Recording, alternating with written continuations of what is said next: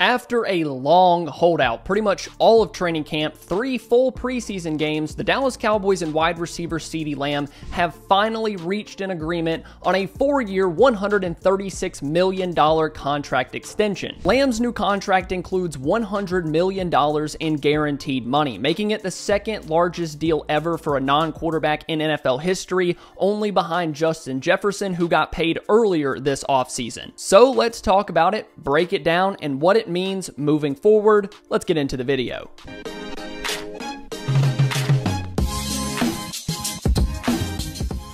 Ceedee Lamb was pretty adamant about holding out. He held out for pretty much the entirety of Cowboys camp while waiting on a new deal. And we kind of knew that this was coming during the offseason. After his career best season in 2023, it was obviously time for a new contract. Last year, Lamb was a first-team All-Pro receiver after catching 135 passes for 1,749 yards and 14 total touchdowns. He obviously deserved to be paid. But when were the Cowboys going to do that? We didn't know. We heard Jerry Jones quotes about letting all the leaves fall. We wanted to see what happened with the wide receiver market, blah, blah, blah. But after we saw Justin Jefferson get paid at $35 million per year, I figured that Ceedee's number would fall very close to that range. One number behind, one number in front, $1 more, $1 less. And that's exactly what we got. Lamb's deal and average value is $34 million per year. Jefferson at 35. I'm not at all shocked by that. The sticker shock of a new contract, the second largest non-quarterback contract in NFL history, it doesn't surprise me at all. With the way that the wide receiver market has been going, so many guys one-upping each other, I'm almost surprised that Lamb didn't get $36 million, but it really wouldn't have mattered either way. You have to pay your wide receiver 1. Or you could be like the Dolphins and pay your wide receiver 1 and 2 really good money. It's just how the wide receiver market is going right now. It's how important they are to offenses, and none more than probably Ceedee Lamb, who carried this offensive unit in 2023. Guys, I can't wait to go to the Cowboys and Texans game this year at AT&T Stadium. Dak Prescott, CJ Stroud, Stephon Diggs versus Trayvon Diggs. It doesn't get much more star-studded than that, and that's why I'm telling you guys about today's video sponsor, SeatGeek. Ever since I went to my first Cowboys game back in 2016, I've always used SeatGeek. With over 28 million downloads, they are the #1 rated ticketing app. They have more than 70,000 events on SeatGeek, including concerts, sports, festivals, and more. My favorite part is how easy they make it to find a good deal. By rating each ticket on a scale from 1 to 10, it's easy to see if you're getting a fair price. So look for the green dots. Green means it's good,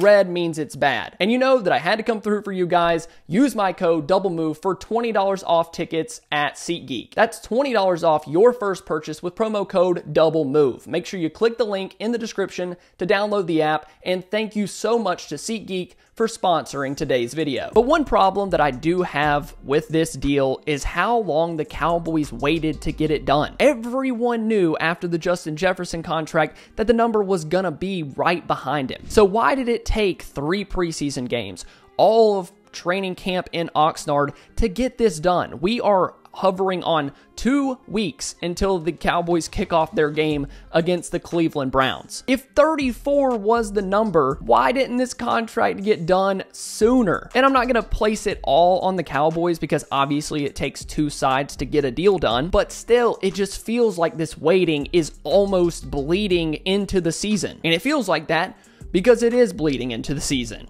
Now that Lamb is going to be back in the Cowboys building, the contract is over, I can hang up my Ceedee Lamb jersey, but also Lamb needs to be getting mentally and physically ready to play football in less than 2 weeks. Sure, you can go out there, you can work with your trainers, you can lift weights, you can do things to get ready for football, but there's nothing like getting hit and twisted up and your legs getting rolled up on. So that's kind of my concern with how this is going into the year. He hasn't practiced with the team all offseason throughout training camp and the preseason, and I can't imagine that you're going to rush him back and he's going going to be fully practicing over the next 2 weeks either, because you can't risk those soft tissue injuries. He has to be on a pitch count. You have to worry about the workload. It just sucks that it took this long. I was honestly expecting a deal to get done in the first week or two of camp, but we're coming up on the end of August now, and they're just getting this done. I am a bit concerned about Lamb physically more so than mentally. He obviously knows the playbook.